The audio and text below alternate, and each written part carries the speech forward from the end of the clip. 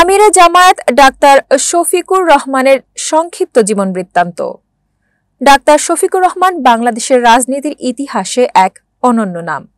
এদেশে ইসলাম প্রতিষ্ঠায় যারা গুরুত্বপূর্ণ ভূমিকা রেখেছে তাদের মধ্যে বাংলাদেশ জামায়াতে ইসলামীর আমির ডাক্তার শফিকুর রহমান অন্যতম।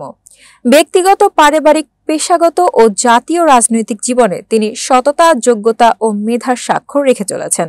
দেশের প্রতিটি গণতান্ত্রিক আন্দোলনে গণমানুষের অধিকার প্রতিষ্ঠায় তিনি অগ্রণী ভূমিকা পালন করে যাচ্ছেন। দেশের প্রতিটি দুর্যোগপূর্ণ মুহূর্তে মানবতার পাশে দাঁড়ানোর জন্য যিনি সবার আগে ছুটে যান তিনি হলেন বাংলাদেশের জামায়াতে ইসলামের আমির জননেতা জনাব ডাক্তার শফিকুর রহমান। জাতির এই সাহসী সন্তান ও প্রতিভাবান রাজনীতিবিদ জনাব ডাক্তার শফিকুর রহমান ১৯৫৮ সালের ৩১ অক্টোবর মৌলভীবাজার জেলার কুলাউড়া উপজেলার ভাটেরা ইউনিয়নের এক সম্ভ্রান্ত মুসলিম পরিবারে জন্মগ্রহণ করেন। তার পিতার নাম মরহুম মোহাম্মদ আবরু মিয়া এবং মাতার নাম মরহুমা খাতিরুন্নেসা। তার বর্তমান ঠিকানা সিলেট মহানগরীর শাহপরান থানার সবুজবাগ এলাকায়।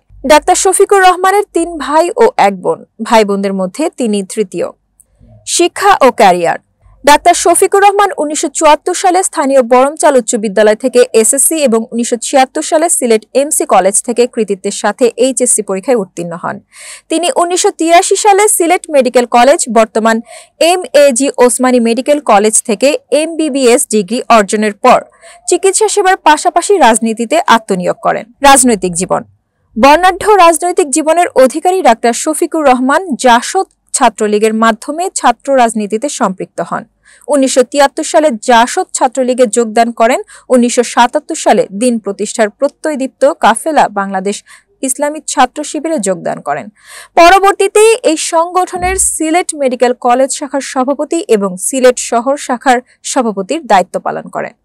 ১৯৮৪ সালে জামায়াতে ইসলামী যোগদানের মাধ্যমে তিনি বৃহত্তর রাজনীতিতে পদার্পণ করেন।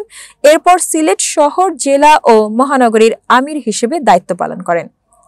২০১৬ সালে জামায়াতের সেক্রেটারি জেনারেল হিসেবে নিযুক্ত হয়ে সফলতার সাথে দায়িত্ব পালন করেন।